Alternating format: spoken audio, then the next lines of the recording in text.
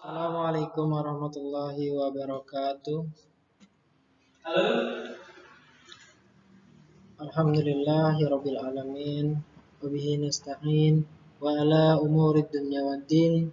Wassalatu wassalamu ala asrofil anbiya'i wal mursalin wa ala alihi wa sahbihi ajma'in, amma ba'd. Syukur kita panjatkan kehadirat Allah Subhanahu wa taala yang telah memberikan nikmatnya kepada kita semua, yaitu nikmat sehat, taufik, hidayah, inayah, dan nikmat yang paling besar adalah nikmat Islam dan nikmat iman. Mudah-mudahan kita semua selalu istiqomah menjalankan segala perintahnya dan menjauhi segala larangannya. Amin ya rabbal alamin. Tak lupa salawat serta salam selalu tercurahkan kepada junjungan kita, Nabi besar kita, suri tauladan kita, penghulu kita, Nabi Allah Muhammad sallallahu alaihi wasallam. Allahumma shalli wa sallim alaihi. Mudah-mudahan berkat beliau lah yang telah membawa kita dari zaman yang gelap gulita menuju zaman yang terang benderang ya. Dan kita semua mendapat syafaat beliau di yaumul qiyamah kelak. Amin ya rabbal alamin. Sebelum kita mulai belajar, lebih baik kita berdoa terlebih dahulu ya. Doa dimulai. Bismillahirrahmanirrahim. Raditu billahi rabba wa bil islami dina wa bil muhammadin nabiyya wa rasulah. Rabbi zidni ilma warzuqni fahma.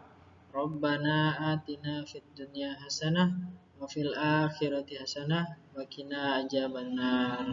Alhamdulillahirabbil alamin. Sekarang kita akan memasuki materi pembelajaran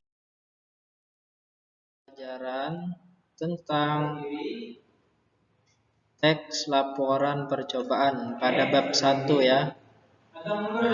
Apa saja poin-poinnya atau pembahasan dalam subbab ini? Subbab 1 ini yaitu pertama adalah pengertian, ciri-ciri, dan informasi dalam teks laporan percobaan. Kemudian struktur dan kebahasaan teks laporan percobaan. Selanjutnya kesimpulan informasi dalam teks laporan percobaan. Dan yang terakhir adalah menyajikan teks laporan percobaan. Kita akan membahas yang pertama yaitu posisi badannya agak diserongkan adalah pengertian, ciri, dan informasi dalam teks laporan percobaan. Pengertian teks laporan percobaan ya. Bisa kalian lihat di sini ada gambar seseorang yang sedang melakukan penelitian ya. Sedang melakukan penelitian menggunakan apa ini? Mikroskop ya. Ini mikroskop. Mikroskop ini alatnya. Karena yang diteliti atau yang sedang diamati ini adalah sesuatu yang sangat kecil, sehingga kita memerlukan alat bantu, yaitu yang dinamakan mikroskop ya, untuk melihat benda-benda atau sesuatu yang sangat kecil yang tidak bisa dilihat secara langsung. Banyak baik itu virus dan lain-lain, kandungan-kandungan di dalam suatu benda dan lain-lain lah istilahnya. Seperti itu ya. Itu untuk gambar ini ya, bisa kalian lihat. Kemudian kita lanjut. Nih, boleh kalian lihat. Ini adalah gambar sedang melakukan praktik ya. Bisa dilihat di sini. Melakukan. Sepertinya ini pelajaran, kalau dilihat-lihat ini seperti pelajaran, kalau ada cairan berarti kimia ya, fisika ya. Kalau di tingkatan SMP seperti kalian itu, ini dinamakan pelajaran, termasuk pelajaran IPA ya. Pelajaran IPA. Pelajaran IPA itu secara umum ilmu pengetahuan alam secara keseluruhan, baik itu biologi di dalamnya, ada fisika, ada kimia, itu dipelajari atau digabung semuanya di situ. Nih, mereka melakukan percobaan. Nah, ini contohnya, contoh gambar suatu atau aktivitas percobaan ya, seperti ini ya. Kita lanjut lagi. Nah, pengertian teks laporan percobaan. Bisa kalian lihat. Nih. Teks laporan percobaan atau eksperimen merupakan teks berisi paparan data secara terperinci, hasil praktik, pengamatan, dan penelitian. Nah, jadi hasil foto atau gambar yang sudah kalian lihat tadi, itu adalah suatu percobaan atau eksperimen. Nah, kenapa saya menayangkan gambar di awal tadi? Biar membuka wawasan kalian, percobaan itu seperti apa sih? Nah, ini dia pengertiannya. Jadi mereka yang anak-anak yang tadi itu sedang melakukan eksperimen atau percobaan. Nah, seperti itu ya. Entah mereka melakukan praktik ya, yang seperti gambar tadi, mereka melakukan praktik secara langsung ya, secara langsung melakukan pengamatan dan penelitian mereka tadi itu secara langsung. Teks laporan percobaan ditulis berdasarkan percobaan data setelah pengamat selesai melakukan percobaan atau penelitian. Nah, jadi yang mereka lakukan di gambar barusan itu adalah suatu hasil percobaan yang sudah dilakukan sebelumnya, sebenarnya sudah dilakukan. Tetapi untuk kalian ketahui, teks laporan percobaan itu akan diulang lagi atau dipraktikkan lagi untuk mengetahui hasilnya dari eksperimen, praktik, pengamatan, dan penelitian tadi ya. Benar nggak yang di percobaan tadi itu, benar atau tidak? Kejadiannya seperti apa? Seperti itu ya. Untuk itu kegiatan percobaan atau penelitian ini digunakan untuk memperoleh pengetahuan dalam bidang ilmu alam, psikologi, atau sosial. Nah, itu untuk percobaan-percobaan tadi. Untuk pengetahuan intinya.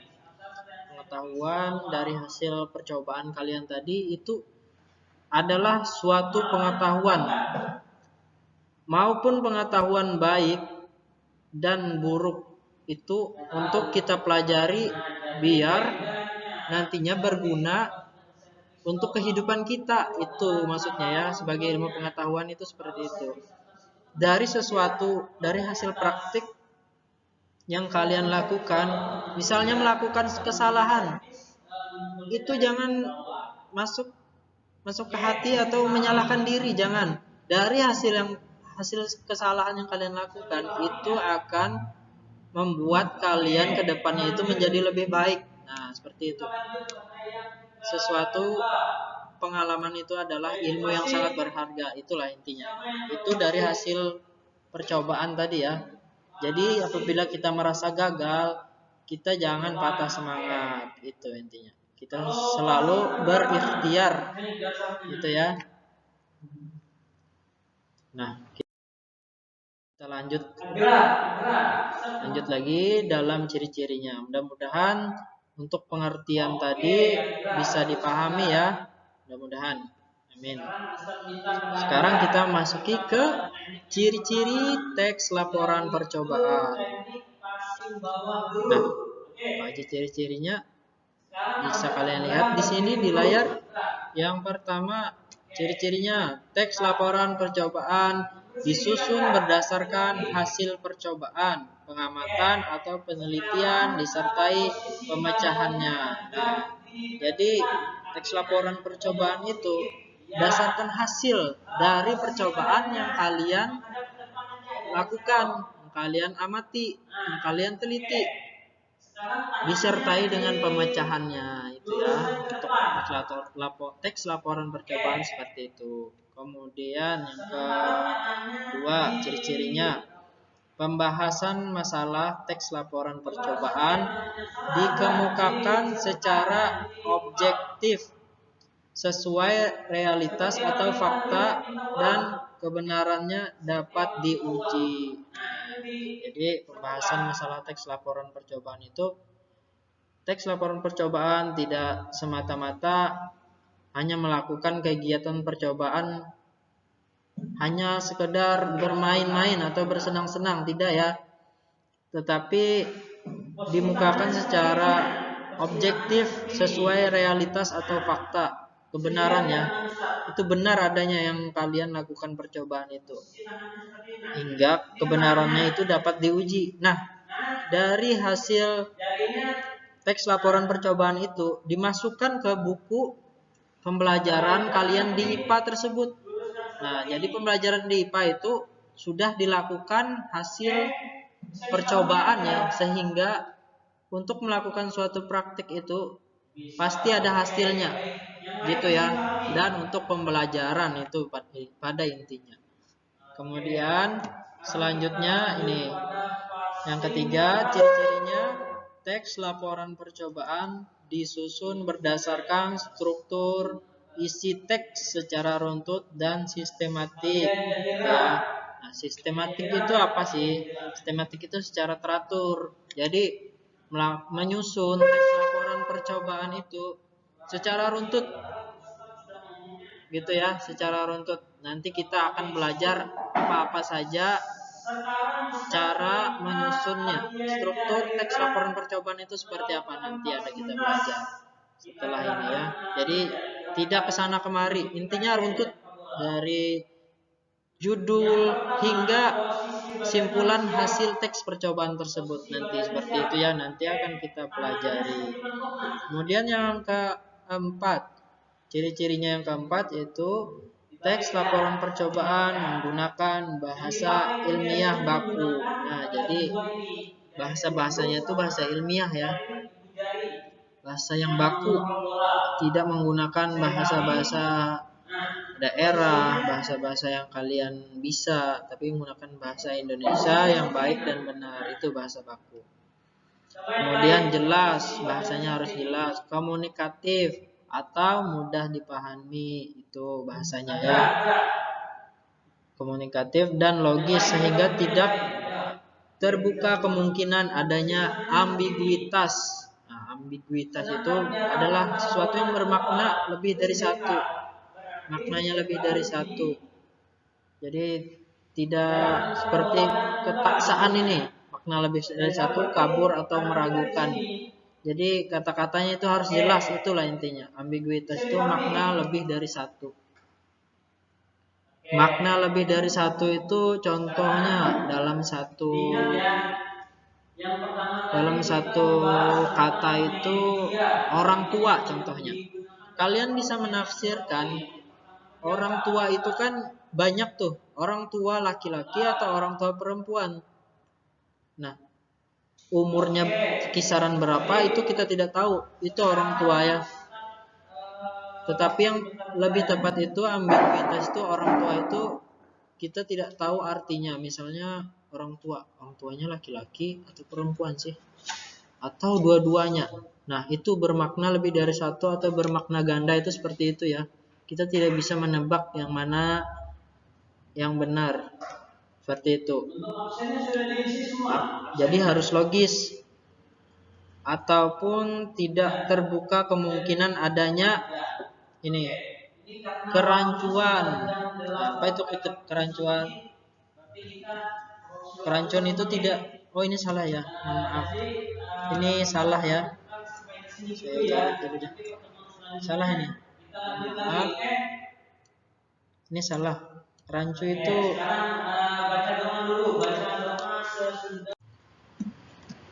itu sesuatu yang tidak teratur ya, secara acak, tidak jelas gitu, susunannya tidak runtut.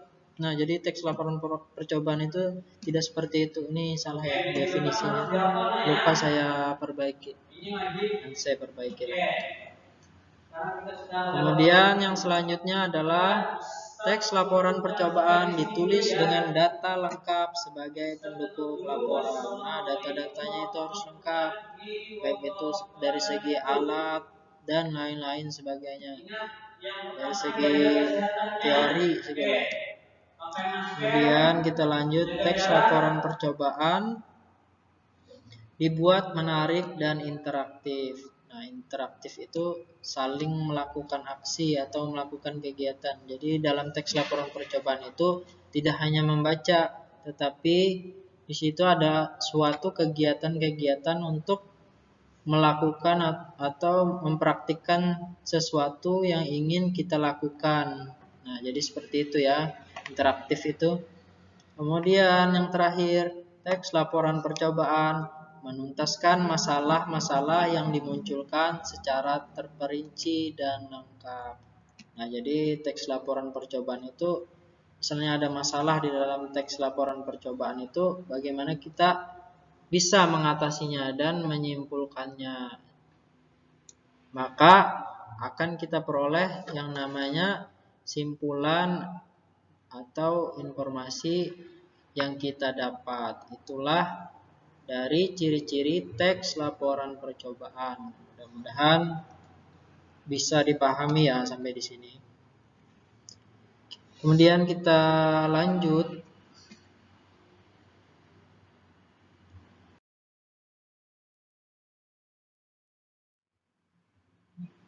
Kita lanjut dulu.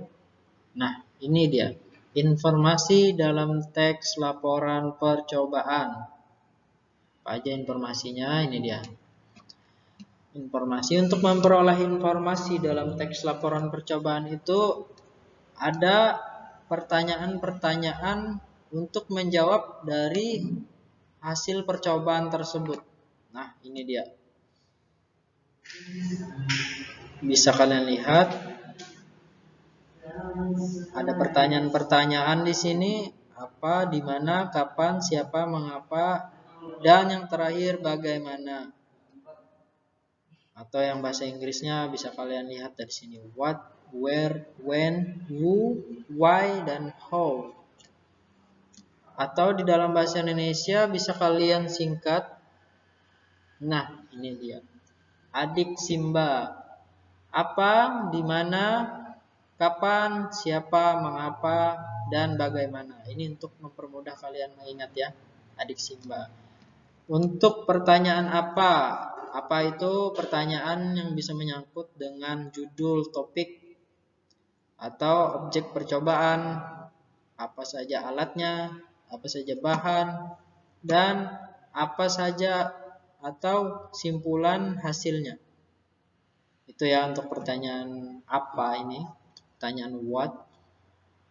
Kemudian untuk pertanyaan where, di mana? Otomatis itu menanyakan tempat ya, tempat dari percobaan tersebut. Kemudian when, kapan? Kalau kapan ini menunjukkan waktu ya, waktu percobaan. Baik siang maupun malam, baik itu jam, tanggal, bulan, dan tahun. Itu untuk waktu. Kemudian siapa? Siapa itu adalah pelaku, si pelaku percobaan tadi. Siapa orangnya? Entah itu kalian, guru, ataupun yang tinggi-tinggi biasanya ilmuwan-ilmuwan ya. Kemudian pertanyaannya lagi, why? Mengapa? Kalau sudah mengapa, teks laporan percobaan itu dibuat. Nah, mengapa? Berarti ada tujuannya dong. Nah, itu ada tujuannya ya. tujuan dari teks laporan percobaan tersebut. Kemudian yang terakhir, bagaimana? Bagaimana ini menyangkut kepada langkah-langkahnya atau prosedur cara melakukan percobaan tersebut. Jadi tidak sembarangan, ada langkah-langkahnya. Yang pertama misalnya kita menyiapkan alat dan bahan, tentunya itu untuk langkah yang pertama. Biasanya ada alat-alat dan bahannya. Kalau tidak ada alat dan bahan, kalian mau melakukan teks percobaan apa? Gitu ya. Sampai di sini mudah-mudahan bisa dipahami ya. Untuk informasi dalam teks laporan percobaan. Nah, untuk saat ini sampai di sini dulu pembahasan kita. Mudah-mudahan apa yang saya sampaikan barusan itu tidak terlalu cepat juga ya, dan tidak terlalu lambat juga menurut saya. Mudah-mudahan bisa dipahami.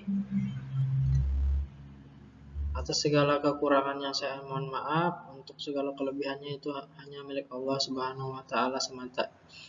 Sekian yang dapat saya sampaikan. Wabillahi taufiq wal hidayah. Ridho inayah. Wassalamualaikum warahmatullahi wabarakatuh.